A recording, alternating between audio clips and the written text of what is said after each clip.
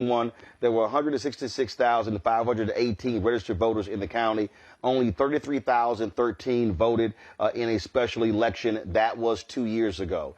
There's another story that showed in the last time, in the 2019, the last gubernatorial race, about 78,000 people voted in Hinds County. 78% went for the Democrats. You have been saying for months, watch Mississippi, watch Mississippi. Watch Mississippi. Something is happening in Mississippi. Y'all better pay attention to Mississippi. We've had you on numerous times. We are seeing the results of the work of Black Voters Matter and others. What you've been on the ground there, give us a sense of what you have been seeing and hearing in that state. Yeah, thank you, Roland. Yeah, we've been in the state, and to be clear, we're really always in the state, right? Because we don't stop doing work in the state of Mississippi. It means that much to us all throughout the year, us as well as other partners like Mississippi Votes and Mississippi One Voice. And so, but we've been here for our bus tour for a few days, for 3 days now. I've been here for a week. I packed up and came here for a week starting last week on Wednesday, and I've been to all parts. I've been in the Delta, I've been in Jackson, Hinds County, I've been over in the Gulf Coast, and everywhere we went, we've seen a lot of interest. We've seen a lot of enthusiasm. We've seen everybody knowing about the election, which sounds basic, but as you probably know, a lot of times in a lot of these odd number years and some of these elections, it's a battle just to get people to even know that the election is taking place. But there was wide scale awareness of the election, awareness of what was on the ballot, awareness of the issues, and people really excited about being able to go vote and get some change in this state, and people feeling like change was really possible this time, even in ways that people didn't necessarily feel it back in 2018 when Mike Espy was running for Senate. People were, kind of excited to be able to vote for a Black man for Senate and have that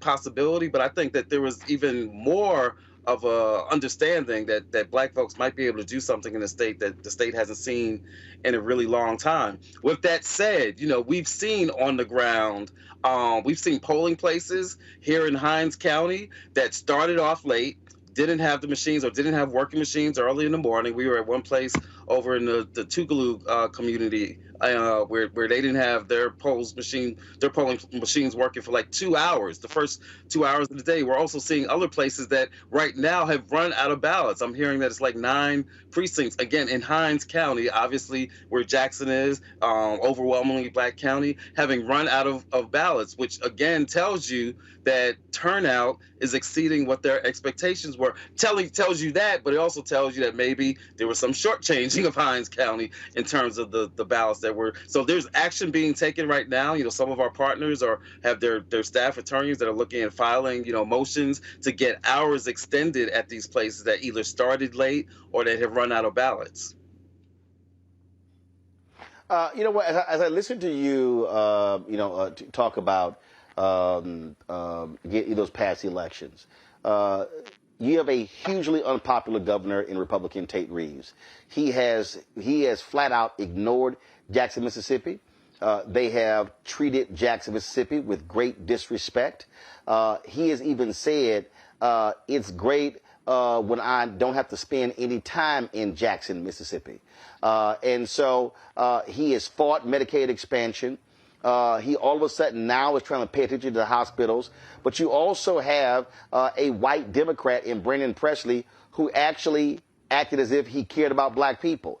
The guy who ran in 2019 basically ignored Black people, and that's why he lost.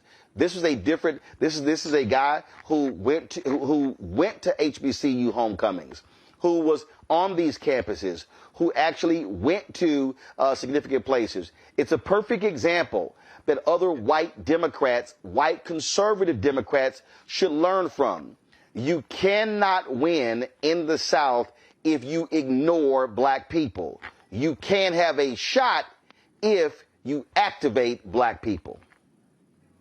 Yeah, you're exactly right, Roland. I mean, what we've seen here is that you've got the convergences of those two issues, right? A very unpopular governor. A lot of people, when we stopped them in cars and at intersections, even as we were texting the people, even when we were texting on our nonprofit, nonpartisan side, and just reminding people to go vote. A lot of the responses we were getting, yeah, I'm going, and I'm bringing a lot of people because Tate got to go, right? And so you've had that.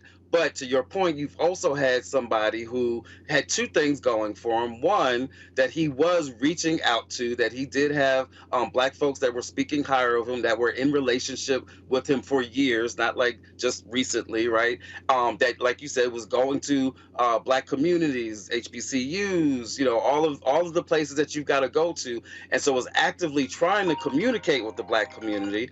But the other thing is this, because it doesn't mean a heck of a lot if you communicate with us, but you ain't got nothing to say. He actually had something to say. He was talking about consistently, and this is really what first caught my attention 6 months ago when I first started warning people and telling people something's happening in Mississippi, because he was talking about Medicaid expansion. He was talking about the hospital system that's falling apart. That's an issue that hurts Black folks very much, right? Especially in the Delta, where you have rural hospitals closing. But it doesn't just affect us, it also affects other folks too, white folks that were like, you know what, I do want some health care, right? And so he was talking about that. He was talking about the grocery tax. Again, Mississippi, the highest grocery tax in the country, right? The most regressive of regressive taxes, not just the sales tax, but taxing food and groceries. Mississippi has the highest rate in the country in one of the poorest states. So he was talking about issues of substance, issues of corruption, right? Brett Favre and the corruption with the TANF, giving away the TANF funding to Brett Favre to build a volleyball court for his daughter. And so talking about issues that impact our community. So you gotta try to talk to us, and you also gotta have something to talk about, and that's part of what's I believe is part of what's making the difference here.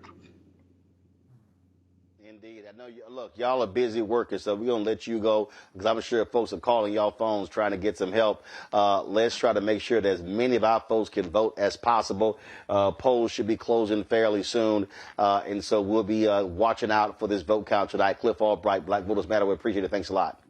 We got an hour left. If you know somebody in Mississippi, y'all call them up, call them, text them, do something, send them a photo, do something, and tell them they got to go vote. We got a little bit over an hour left right here in Mississippi. Thank you, Roland. Little more than an hour to vote in Mississippi, folks. Let them know. If y'all in Mississippi, guess what? Y'all can watch this on your phone while you standing in line. So go vote. And look, the back of my shirt, the front says Alpha's vote. The back said no vote equals no voice. Cliff Albright, thanks a lot. Thank you.